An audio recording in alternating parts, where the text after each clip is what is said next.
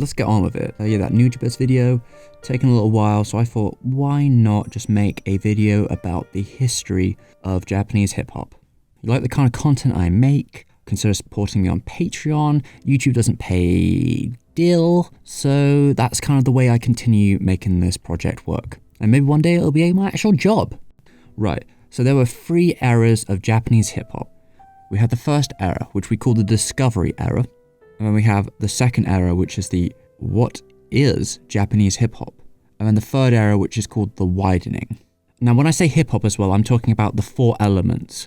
DJing, breakdance, graffiti art, and we're talking about rappers. This all sort of began grassroots back in the day because of a 1983 obscure film called Wild Style. It was this film made by first-generation hip-hop people from America, lots of breakdancing, rapping, and for some reason it did pretty well in Japan, and I think there was a bit of a tour and promotion that went with it, and that really resonated with the Japanese audience, though not in the way you'd think. Things like the visual components of the film, that would be the graffiti art, the style, the breakdancing, all that became a slow success in Japan. That stuff became part of the early culture where people were like, yeah, we get that visually. They didn't quite understand the whole rapping contextually yet. Making cool dance shapes on the floor, yeah, we totally get that. So you've got then people like Crazy A, who saw the film and was like, damn, I want to do that. And he went out looking for sort of groups or people to do it with. And in the end of the day, he found there was just no one in Japan doing this. So he just started himself and got a couple friends together, got a piece of cardboard, and they just started making shapes on the floor. And as time went by, they were on TV, local news, and then suddenly they had a TV show, and then they were in all these dance music videos where they were doing the shapes, they were doing those moves, and they really made their way up there. At the same time, you had this sort of fashion uprising in this period past 1983 to about 90, where places like in Tokyo and Shibuya, trends in street fashion were moving towards hip-hop stuff. Even if the people wearing it didn't necessarily get it, they thought the style was visual, it was appealing to them. They were really on that. And that's the same with the graffiti. Japan, tons of graffiti everywhere. Yeah, it really became a sort of staple of the big city. But on the other side of the spectrum, the MCs, the DJs, that took a lot longer to start building up. One of the key moments in Japanese hip-hop was that in 1986, Run DMC played live performances in Japan, and that they brought the support act from Japan. And at the time, the support act that was Japanese was terrible. They were not very good, they were underwhelming, and a lot of young hip-hop artists in the underground saw that and was like, it wouldn't take much to be the best MC in Japan, would it? If that's our competition. In a backwards kind of way, that was their inspiration.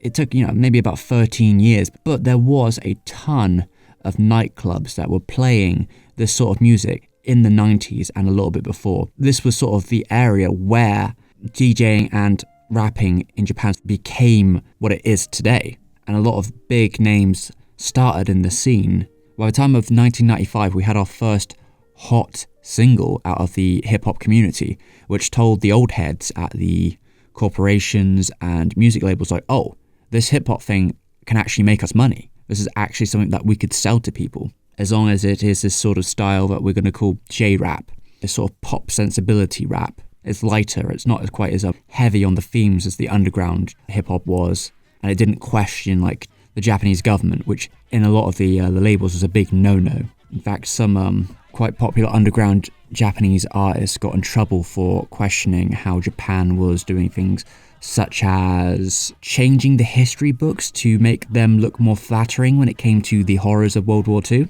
and imperialism. Yeah, it didn't go down very well in the Japanese hip-hop community for some reason. They had to then self-publish those sort of singles because the music industry just held that sort of draconian power that questioning the government was still, nope, too risky.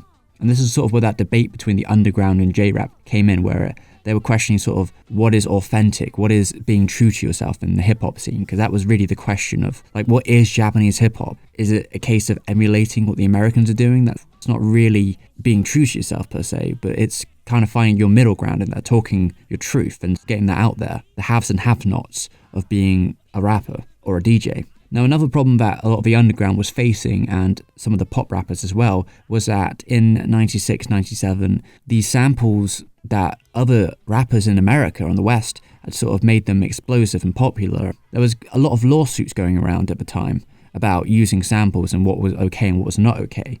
And a lot of these Japanese music companies wanted to stay far away from that.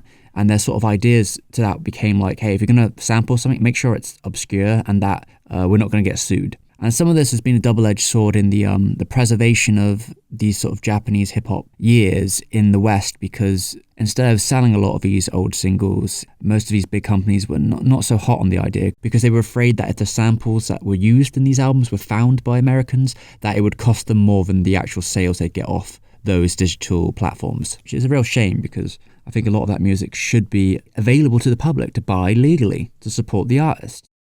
Now, when it came to the 2000s, after a certain point of explosion and cultural relevance, Japan was seeing hip-hop in films, in TV, in anime, in video games. It was becoming more part of the culture. And because of that, it just widened to the sake of just being everywhere and in every kind of genre. And they sort of found lots of different ways to incorporate hip-hop into the Japanese way of music. So let's talk about recommendations with that then.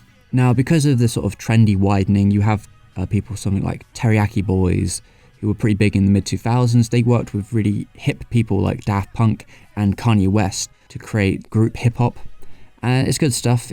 There's also people who are a bit newer on the scene, like Cole, who is more of a trap rapper, kind of keeps it quite dark and edgy in a way. To be fair, I'm not sure if there's any projects in particular I would recommend, but check out a couple of the singles if you're into the trap scene. Really, today I want to talk more so about artists that I'm into, and I want to start with one of the staples of Japanese hip-hop, which is instrumental hip-hop.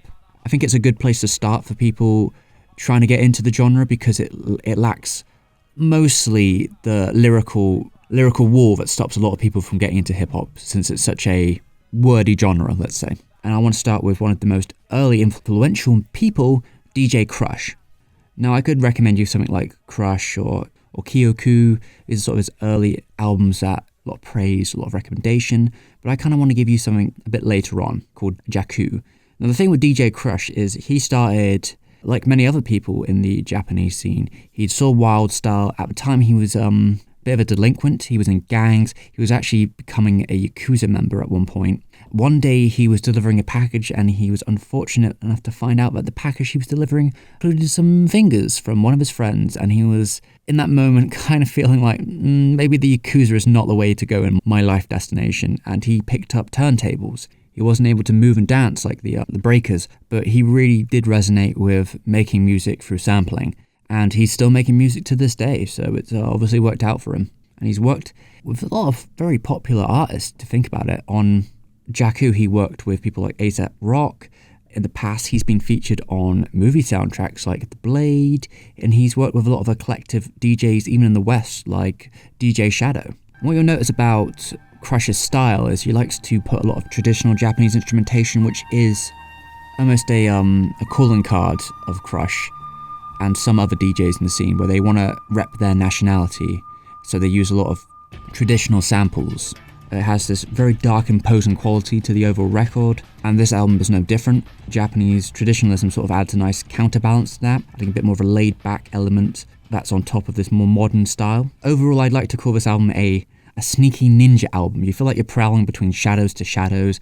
It's got that atmospheric style that you'll know from him, so it'd be quite energetic and fun to listen to. And you see this best in tracks like Dexafron, where it just unwinds into like a sonic chaos. And of course, occasionally there's a nice couple of MCs here and there. I'll put them on the screen, including A$AP Rock, as I mentioned before. They complement the soundtrack nicely. And I'll say, if you're looking for that classic sound, check out DJ Krush. He's crushing it.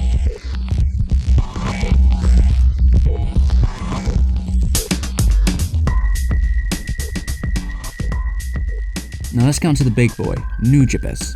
He's obviously the most popular producer, hip-hop artist in Japan at this current point.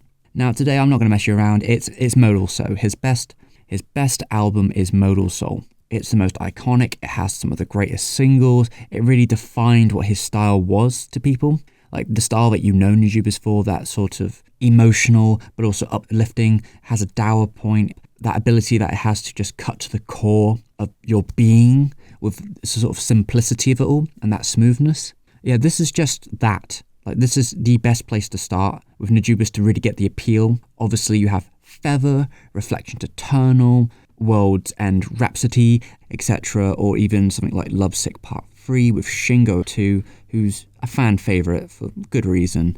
Now, I'd also want to mention that Shingo 2 has a lot of albums in Japanese and English, and he's a pretty great MC all around, so if you also want to check out some of his stuff. So I'd say the strength of Nujabes was always his dedication to music. If it was going out finding talent that he respected and flying them to a studio, or just listening through decades and decades of obscure world music just to pick out those special samples that just make his work so eclectic.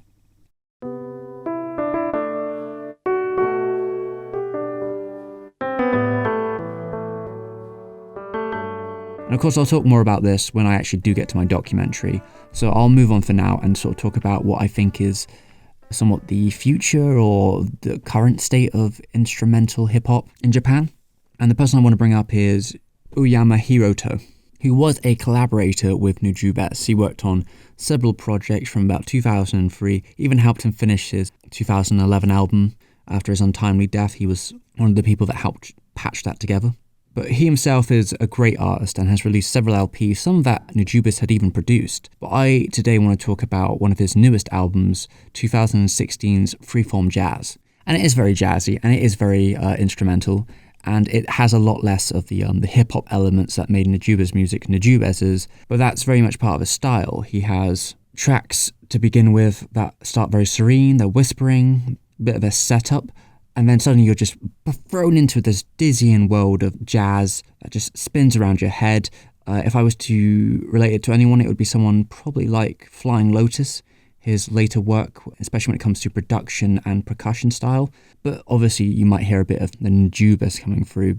That's more so that he grew up in the same elements and influences as Nujabes and was actually someone that defined the sound of some of his records. And if you want to continue hearing that kind of music, but with his own edge, this is a good place to go, because unlike DJ Krush or Nujabes, Hirito is himself a jazz musician, and he'll play the music live, so it gives it a different feel than what you're used to. And that's sort of part of the appeal of here, is that just how free, and I mean it's in the title, but he likes to explore his musical identity in a very open and willing way, and at times it gets quite experimental, and other times he'll use other artists to his benefits in this, using very fringe sampling styles. Or maybe he'll take it back to more lax background, sort of calm elements, something that you may expect from a Nujabes track, and then he'll bring on a guest like Shingo 2, and they'll just really remind you of those classic times. Now I'm hoping as the time goes past that Hirito will just sort of become popular and get the respect that he deserves for the work he makes, and that through these sort of continuing efforts he'll be able to craft his own legacy.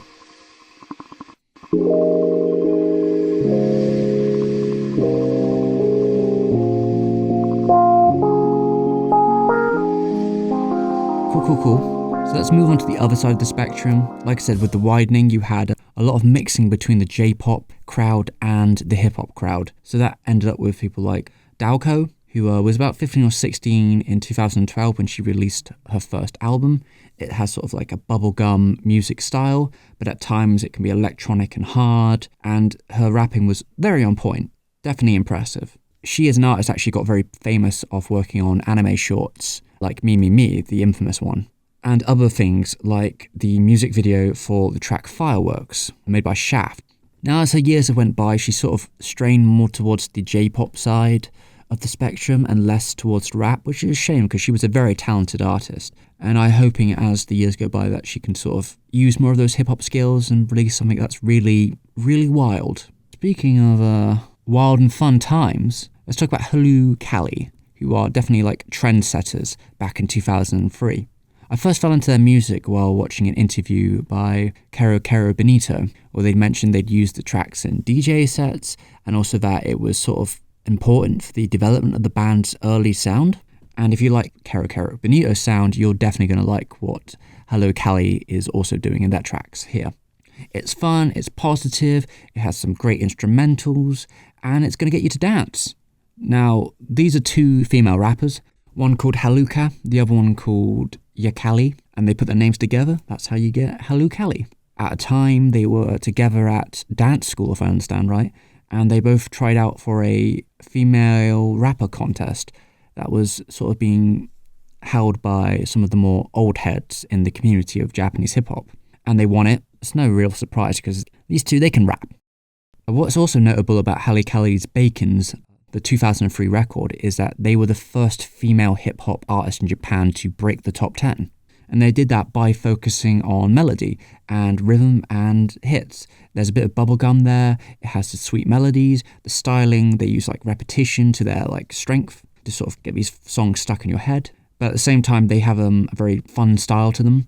They jump between verses like it's a trampoline. You know, these girls can rap. They flow like liquid, smooth, and even at blistering speeds, they keep it going, tight and out of sight. There is just a solid composition and technique under it all that keeps it from falling into just sort of a tired trick, especially with tracks like Candy Heart, Tantamu, and Hello Hello Alone. These tracks show off their eclectic sampling, their mixing, and their punchy hooks.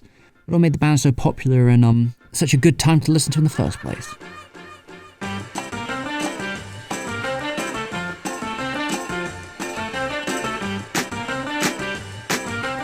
Alright, next up we got Moe and Ghosts. Now, opposed to the fun stylings of Halcali, Moe and Ghosts is a little bit different. You've got an MC called Moe, a very cutesy style. She goes against the sort of production styles and beats that are just really out of this world. They're experimental, they're strange, they're almost soundscapes at times, and Moe brings these sort of brittle, sharp, spiky flows that fracture around the music, and it's an unsettling juxtaposition, but one where you never know where you're going to go, and the experimentalness of it is the appeal. It keeps you on your feet. I mean, there's times where it just gets wild. A track like Scarborough Fair, it's on the album, and it's a cover of Simon and Garfunkel, and it's got this jazz and folk singer angle, and it's spoken English. It's in a live setting, and it's just so dour and poetic. It really has no basis to actually work with what it's actually next to, but it does. Because as soon as this quiet, sober performance is over, you're thrusted into this sort of song which is fun and bubbly and straight out of like Halcali's book. I guess that's just the power of the vocalist Moe, that she has a magical ability to be like a metronome. She will rap at violent speeds without taking a single breath to beats that are disorientating and strange, and the sound of her voice is almost like an instrument that it morphs to the shape of what she is on, and at times that can be almost hypnotic and mesmerizing just to listen to. That's part of the appeal of Moe and Ghosts music, is that it's a journey that sometimes can be eerie, other times it can be warm, and it's just sandwiched next to each other in such a compelling way that you just can't look away.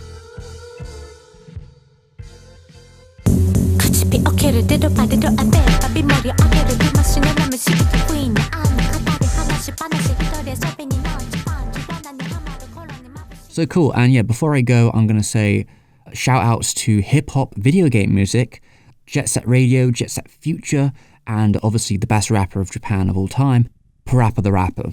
Yeah, I said it. Doesn't matter if he's speaking English, he was composed by a Japanese person, so it still counts. I couldn't possibly cover every style of hip-hop that comes out of Japan, so if you want to talk about your favourites in the comments, go for it. I'll make like a little list. If you make a compelling case, maybe I'll pin your comment as the go-to STEVEM approves recommendation. Before I go, I should say thank you to the Patrons. We got Cole Davis, we got Fernando Diaz. Those guys are my big ups, and everyone else is on the screen right now. I'm going to keep working on that Nujabes video, and it'll be out when it's ready, basically. So, love you all. Yeah, have a good day, baby.